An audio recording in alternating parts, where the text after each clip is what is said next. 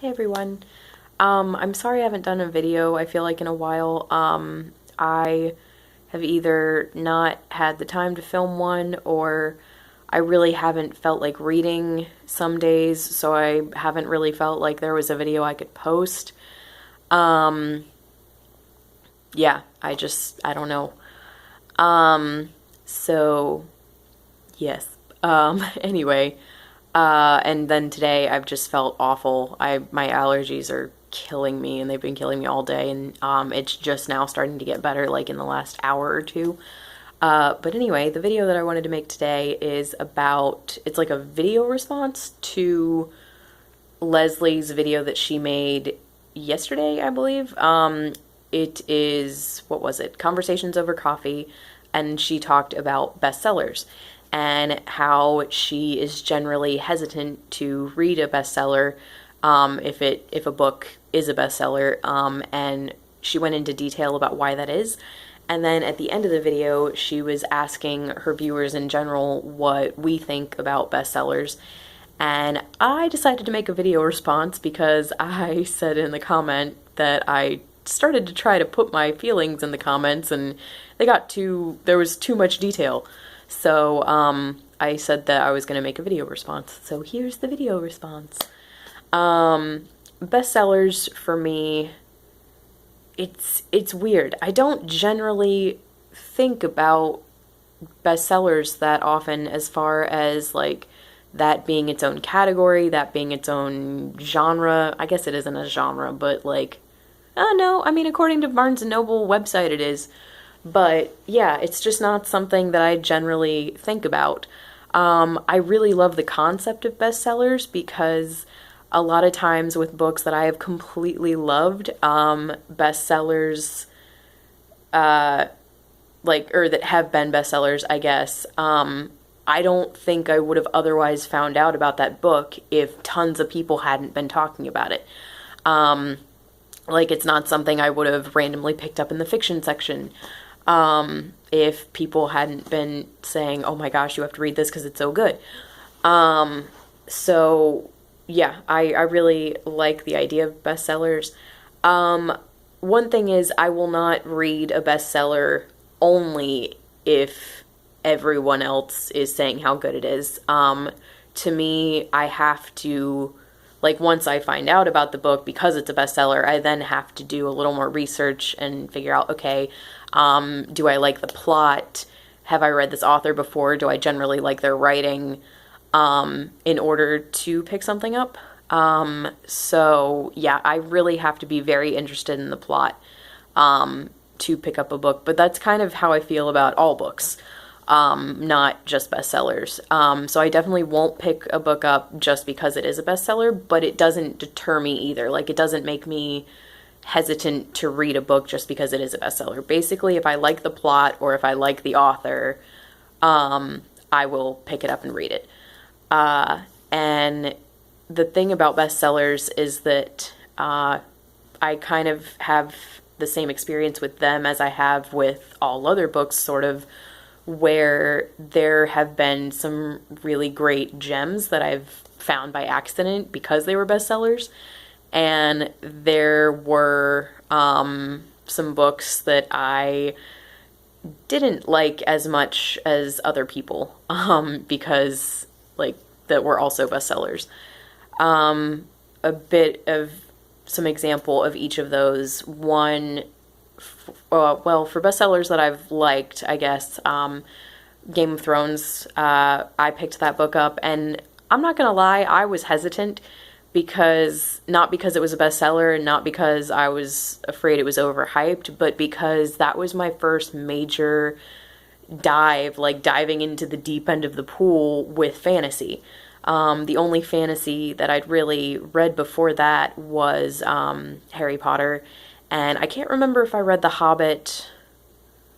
No, I think I read The Hobbit 6 months after Game of Thrones. I think I read it that December rather than December before that. But anyway, so, I hadn't really read that much fantasy except for Harry Potter, and I'd seen fantasy films, which I loved, but diving into a genre where one of the first ones you choose is this is this like 900 page tome that has gotten such critical acclaim is intimidating. So, luckily I ended up loving it. I was afraid that there were parts that were going to lull, that I might be bored about because it was 900 pages long. I will admit to skipping some chapters, but that was not out of boredom. That was out of hatred of the character. Towards the end of Game of Thrones, if you guys saw my review of that, I started skipping Caitlyn and Sansa's chapters towards the very end of Game of Thrones, except I did read, there were a couple Sansa chapters that were incredibly important towards the end, because of the events that were going on towards the end of book one, that I did actually read, because I knew that they were important based on some of the other character points of view, of the events that were coming up. So based on that, I did read her points of view chapters, her point of view chapters towards the end. But yeah, didn't like those two at all, so skipped those. But anyway, the point is that wasn't out of boredom or anything, and I loved it. And another one, Unlikely Pilgrimage of Harold Fry, that has national bestseller stamped right on the book. It is not a sticker. You cannot peel it off, which really bothers me. But again, wouldn't have known, really, unless people had been talking about it. And thank goodness for the BookTube community in that case. And that book really came into my life at the exact right time when I needed it. Because I had just lost my granddad to Alzheimer's, and so I had just been through that with him, so reading this book was very important to me, and it made me cry, and I love it, and it's now one of my all-time favorites.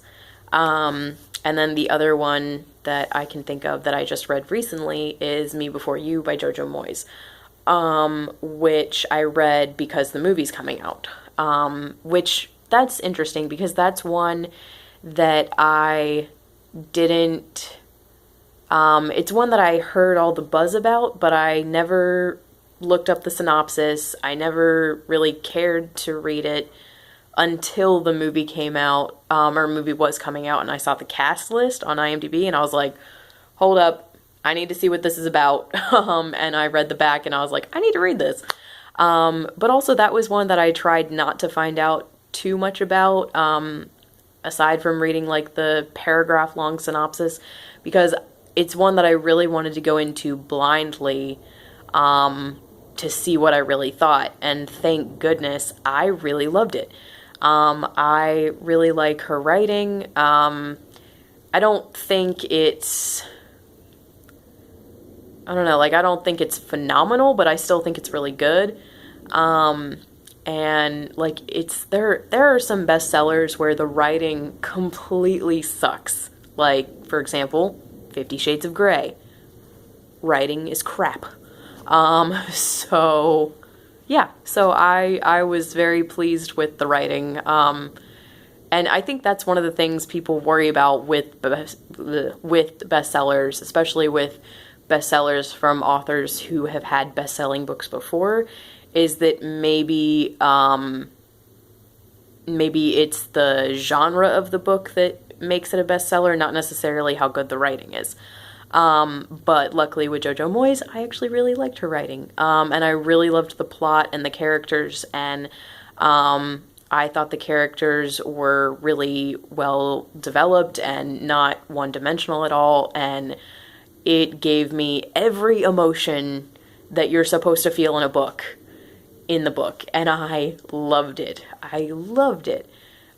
So yes, I feel like I just got a little too excited, but anyway, it was amazing, and I'm very excited to see the film.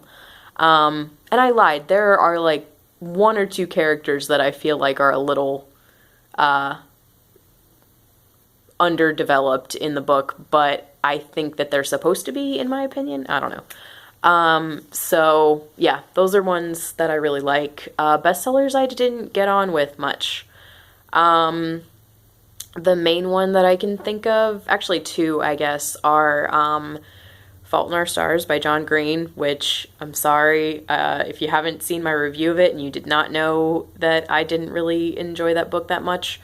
I'm very sorry. And the thing is, I did enjoy a lot of different aspects of it, but there was one major thing about it that drove me nuts, and it was the language that John Green uses when he's having the two main characters converse with each other. Basically, to me, it sounded like he was taking two 65-year-old academics who have been in the world of academia and study for a living for all of their lives and, are professors, and stuffed their souls into these two teenagers. As far as their dialogue and their conversation went. And the thing is, I'm not saying that, okay, a lot of people really liked the book because, especially teenagers, because they thought that it showed that there are teenagers who are incredibly eloquent speakers and who are very intelligent, and don't speak with and all the time. Like I sometimes do in these videos. But that's a nervous habit, not generally how I speak. I don't feel like I say a whole lot in my real life. But anyway, so I agree with that was a very good point. But to me, it just didn't work. To me, it sort of took me out of the book as so completely unrealistic. Because it was saying, I don't know, it kind of seemed like he was trying to say that teenagers were very eloquent and intelligent speakers, but it's like he took that too far and was trying to beat us over the head with it, to the point where, again, they sound like two 65-year-old college professors conversing with each other all the time. It really, really bothered me. Aside from that, I actually did like the book, but just that one aspect made it not enjoyable for me as much. So I ended up giving it a 3, I think. But, for example, I love the character Augustus Waters. He's one of my favorite literary characters ever. And I don't think that's ever going to change. And I find it very interesting that one of my favorite literary characters comes from a book that I struggled to finish. So, yeah, I don't know. Not struggled to finish, because I did want to know how it ended, but it was, I don't know. When I put it down, I didn't really feel like picking it back up.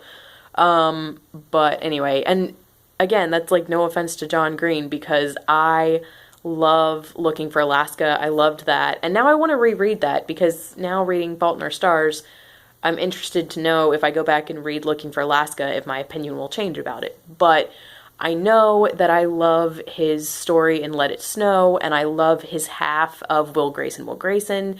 I didn't really like David Levithan's half of Will Grayson, Will Grayson, but that's because I have learned that for some reason with David Levithan as an author, I love his independently written things, but not his books that he writes with other authors. And I don't really know what the difference in his writing is between when he is working with other people and when he's just working by himself. I really don't know. I would have to read 2 of those books side by side to understand why I dislike when he writes with other people. But anyway, so that was a little bit of a tangent. But yes, so again, I love John Green's writing and other things, and I still have 2 of his other books to read that I think I'm going to really enjoy. Abundance of Catherine's is hit or miss. People either love it or hate it, I think. I don't really think there's middle ground for that, but I do think I really am going to love Paper Towns.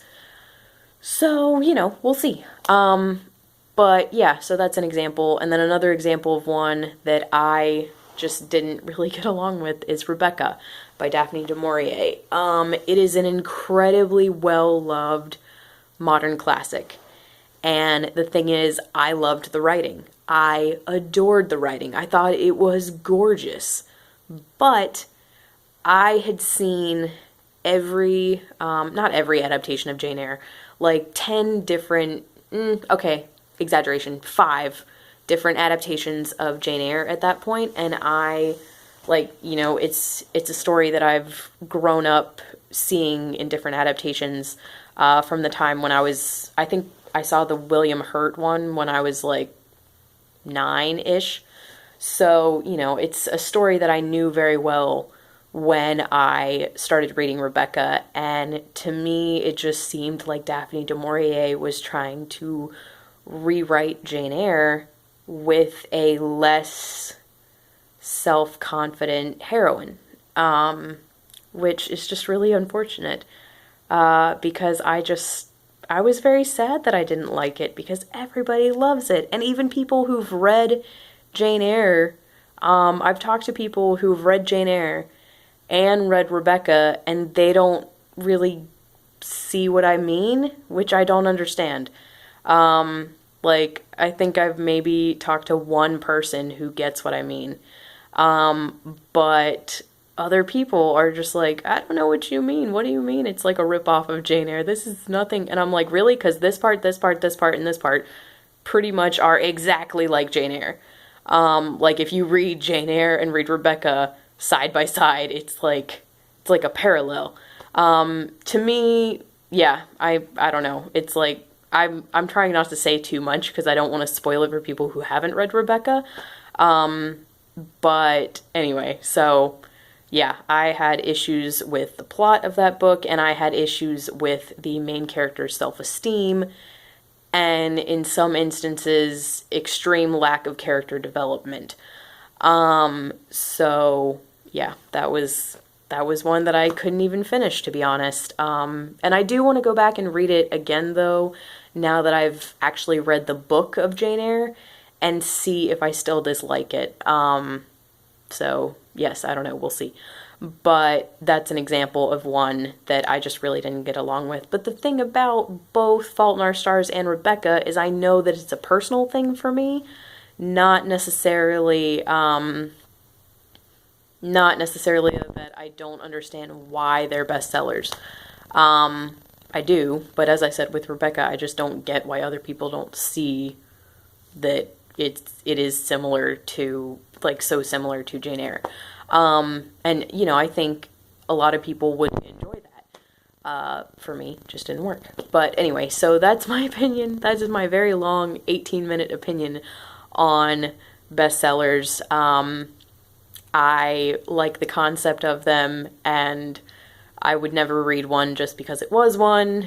Yeah, I'm trying to, like, reiterate my points like I'm doing a presentation, but anyway. So, yes, those are my thoughts. Kind of very rambly thoughts, but let me know what you guys think, and I will talk to you guys later. Bye.